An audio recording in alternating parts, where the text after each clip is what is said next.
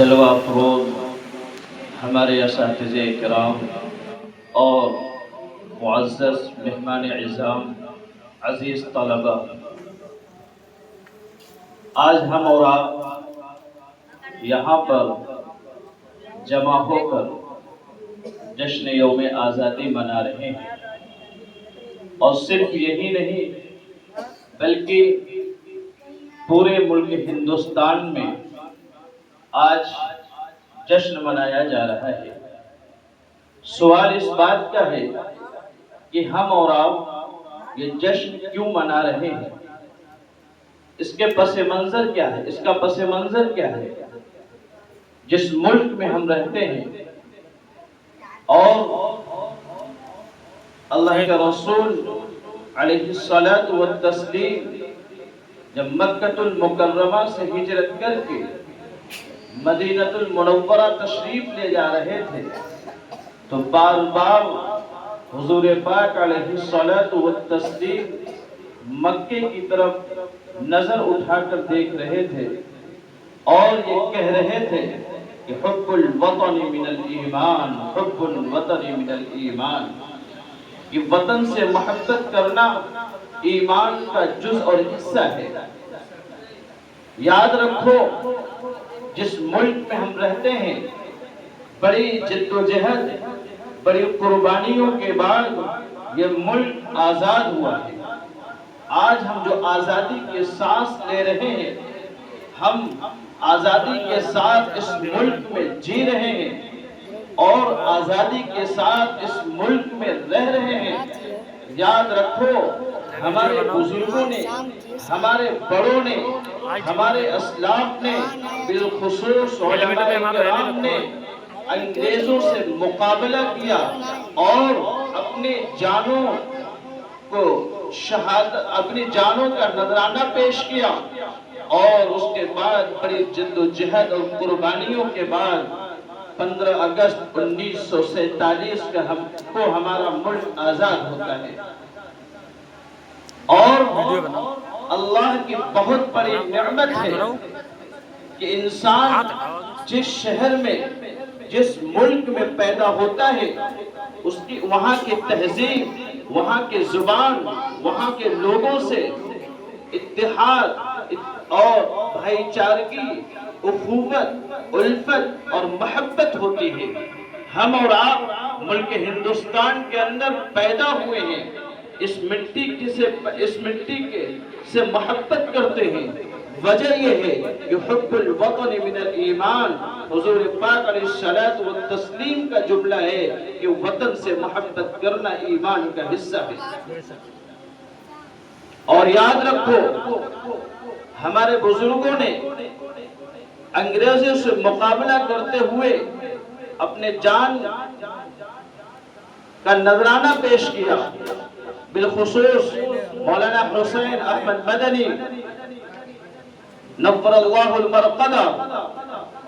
اور جب انگریز اس ملک کے اندر اپنی ناپاک سازشیں رچ رہے تھے اور اس ملک کو اپنے قبضے میں لے رہے تھے، شاہ ولی اللہ محدث دہلوی علیہ الرحمہ جو اپنے خانقاہ کے اندر بیٹھے ہوئے ذکر اللہ اور اللہ اللہ کر رہے تھے اور اللہ کو یاد کر رہے تھے، جب دیکھا کہ ملک غلام ہو چکا ہے اور ملک انگریزوں کے چنگل میں پھنس چکا ہے، اور ان کے اعلان یہ ہے کہ آج سے ایسٹ انڈیا کمپنی کی ساری چیزیں اور ان کے قانون نافذ ہوں گے، ان کا منشا اور ان کا مقصد یہ تھا کہ اسلام کو مسمار کر دیا جائے گا، اسلام کو مٹا دیا جائے گا، اسلام کے ماننے والوں کو ختم کر دیا جائے گا۔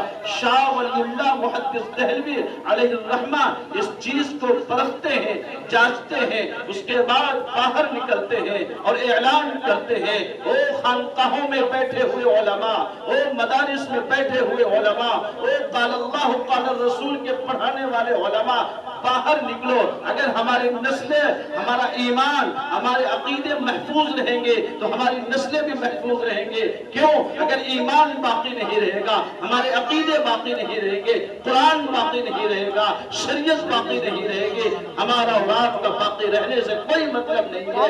شاہ ولی اللہ محدث دہلوی علیہ الرحمہ نے فتوی جہاد صادر کر دیا اور کہا انگریزوں سے مقابلہ کرنا ہے، ان کی فوج میں بھرتی ہونا حرام ہے، حرام ہے، حرام ہے.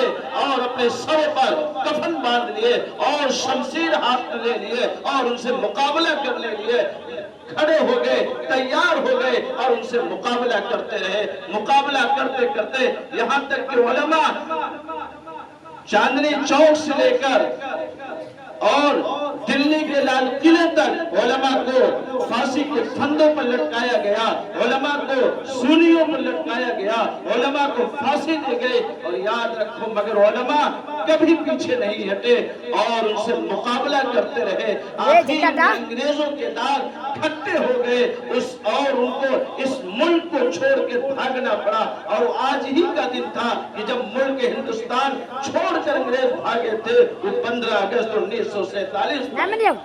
اس لیے ہماری اور آپ کی ذمہ داری ہے کہ ہم اپنے اسلاف کے طور و طریق کو پڑھیں. جب ان کے سیرت کو پڑھیں گے، ان کے طور و طریق کو پڑھیں گے، ان کا مطالعہ کریں گے تو ہمارے اندر بھی جذبہ پیدا ہوگا، ملک سے محبت کرنے کا ہمارے اندر جذبہ پیدا ہوگا کہ ملک کی حفاظت کس طریقے سے کرنا ہے، ملک کی حفاظت ہمیں کس طریقے سے کرنا ہے. آج یہ دور چل رہا ہے، یہ ماحول چل رہا ہے.